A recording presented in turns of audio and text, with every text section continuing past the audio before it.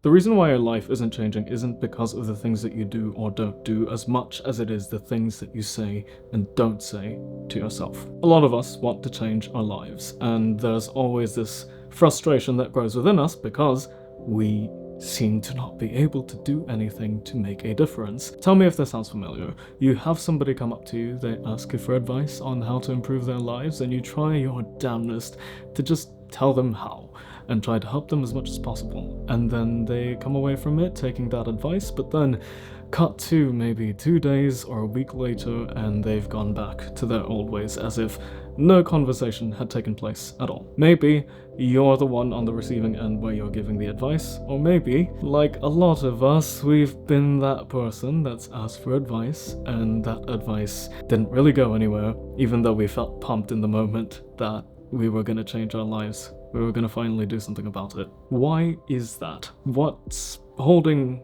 a lot of us back? What's holding the people that you care about back? It all comes down to beliefs. More precisely, it comes down to core beliefs and self-narrative. What do you believe about yourself? What do you believe about your life? What kind of narrative do you tell about your life and about yourself that leads you, that guides you in your perspective and in your approach in your daily life? Take a second to think about it. And if you have no idea what I'm talking about, think about it like this. What are the things that you tell to the person that you see in front of the mirror every morning? Whenever I ask this question, it's usually because I already know the answer that the person has, and it's usually not good things. Whenever I ask this question to people in person, the response that I get most often is the saddest that you could assume, which is that they look at themselves in the mirror and they don't say one single nice thing about themselves to themselves. And herein comes the idea of the self-belief and the self-narrative. The things that you say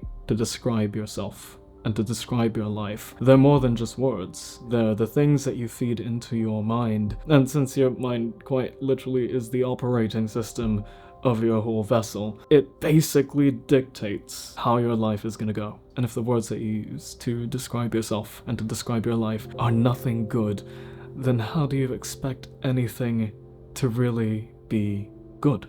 But here's the funny thing about it. Good things will happen to you as much as bad things will also happen to you, but if you have such a negative perspective on life, which events do you think will be more emphasized? This is aside from the fact that our brains have an actual negative bias. This is more about what you're selectively paying attention to because of what you believe deep down. If you're trying to change your life socially, you're trying to be more outgoing and less socially awkward and make more friends, but at the same time, the story that you're telling yourself, the way that you're describing yourself is that you're somebody who isn't anybody's cup of tea. You're not good at making friends, you're not very likable, you have crippling social anxiety. Those things might be true, but if those things are the only things that you say to yourself, then how do you suppose that your viewpoint is going to change, and how do you suppose that your actions are going to change? You're always going to try to prove what you're telling yourself. We're very stubborn people. So if what you believe is what you believe, even without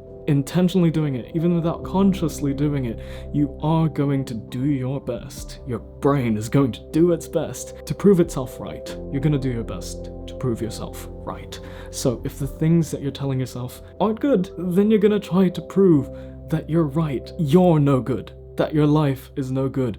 That the narrative of your life is that the universe conspires against you to just have a miserable life. This all boils down to if you're trying to change anything at all. And yet at the same time, you don't actually deep down believe that you can change anything at all. Again, how do you suppose anything at all will change in any substantial way? You can even think of the example of the New Year's resolution. A lot of people think and say and declare that, this year's gonna be my year. At the beginning of the year, I'm gonna do this, I'm gonna do that, and I'm gonna change my life forever. But since at this point, all of us know the idea of the New Year's resolution being a massive fad, fizzling out within the first week or first month of the year, there's also that belief instilled within a lot of us. The things that you aim for at the beginning of the year won't stick. So even if you're all hyped and pumped in the moment that you declare that you're going to do something, deep down there's still that part of you that knows that it's not gonna stick. So of course, naturally, it's not going to stick. How do we change that? Anything at the core of something affects all the layers outside. Imagine it like our planet. We have a core, and then we have a mantle, and we have a crust, and then we also have the atmosphere and all that. Each layer affects each other, but without that core, the other layers wouldn't really be the same. And at the core of us are the things that we believe. And that doesn't just mean the self-belief and the self-narrative that I've been talking about, that also means everything else that you believe in, that dictates your life, that influences your decision-making, that guides you and how you navigate your emotions and your relationships with people and your relationship with yourself day to day. Whether that be religion or philosophy, or a lack of religion or a lack of philosophy. Their presence, their absence, their power, their lack of power have a way of influencing who you are. Whatever your core consists of, it affects everything. It affects your identity. It affects your actions, the way that you interpret the world, the way that you interpret other people, and the way that you interpret the way that the world responds to you. And this concept is something that I've been acquainted with for a majority of my life. It's been something that's been distributed in many different ways, from Simon Sinek's Start With Why to Atomic Habits by James Clear, and through Youth Kairos material that I studied like a decade ago. So you really need to take care of what's in here, what's at the core, what's at the very center of your being, of who you are. Now, of course, there is the undeniable aspect of the things that you actually do, the plans that you make, the goals that you set. All of those things are also massive, massive factors, do not get me wrong. But those things will eventually fall apart, or at least be misguided, less precise, less effective, if you don't first deal with and consistently, continuously work on your self-identity and your self-narrative. Life may have beat the self-esteem out of you. We all come from different places, we all come from different experiences. Your circumstances might be so objectively bad that you're left with practically no reason to believe that things can actually be good, or that life can actually be better, or that you can actually be better. And while I didn't experience the worst that life has to offer, bad experiences are relative and subjective to the things that us as individuals know. And we also have different thresholds for how much we're able to deal with pain. And that's different for both physical pain and emotional pain for literally everybody. So I can't just sit here and tell you to, hey, believe in yourself, manifest or whatever. It's not really something that I find tangible enough to impart on people. But what I will say is you still have to start somewhere. So instead of being so concrete and adamant in telling you that, oh hey, if you're telling yourself that I am unconfident, just say I am confident and everything will be magically changed.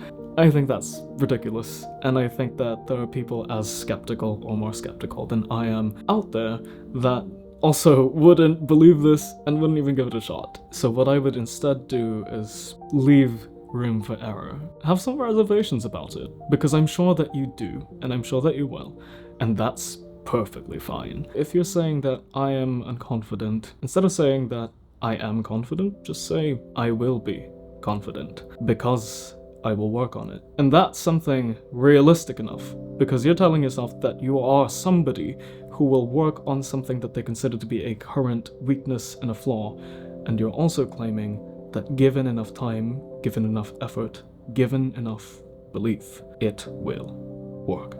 You will get over to that other side. And that's something that I've done with myself, and that's why that's what I'm sharing. Instead of directly going to the outcome and claiming that outcome, I'm claiming the process. I am declaring that the process will work. The process may change over time. It may take a long time.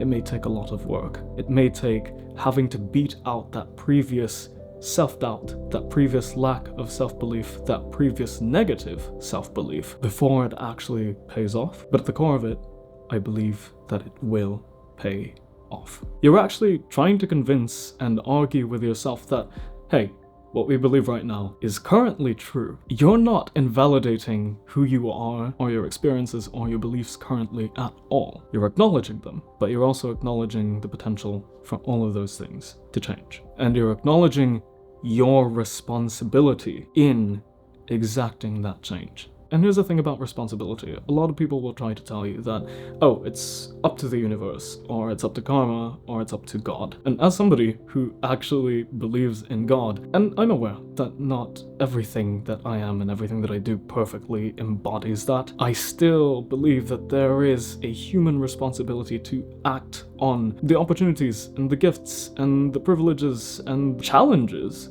that God lays in front of you.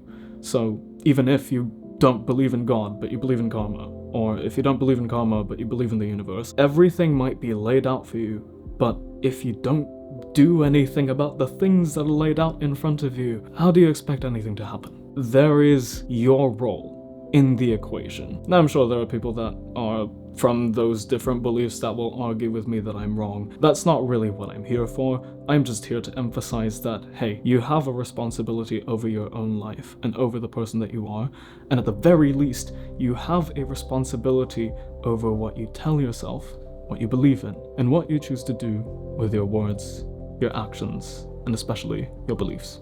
So, I hope it didn't trigger too many people for this video. If you liked it, leave a like, subscribe, click that notification bell so that you know when the next video comes out, and if you think that this can help somebody, especially if you have those friends where they're not really changing but they want to, and you want to tell them that they can change that by starting to believe that they can, send this video to them, because I genuinely hope that this reaches somebody that needs to hear it. So anyway, I'll see you in the next video. Cheers!